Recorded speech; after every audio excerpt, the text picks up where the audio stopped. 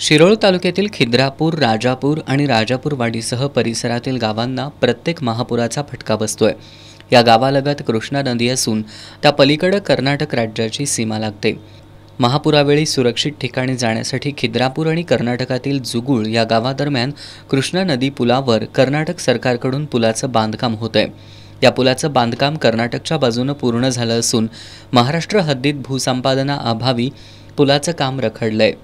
जिल्हाधिकारी कार्यालय आणि प्रांत कार्यालयातील लाल फितीच्या कारभारामुळे गेल्या 8 महिन्यांपासून पुलाचं काम रखडलंय।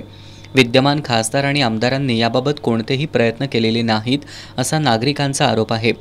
लोकप्रतिनिधींचं दुर्लक्ष झाल्यानं दयानंद खानोरे, रामगोंडा पाटील, इर्शाद मुजावर, अशफाक ढालाईत, जहांगीर सनदी, हैदर खान मोकाशी, संदीप लडगे, रुस्तुम मोकाशी, बापू माने यांच्यासह खिद्रापूर ग्रामस्थांनी एकत्रित येऊन उद्या होणाऱ्या मतदानावर बहिष्कार टाकण्याचा निर्णय घेतलाय।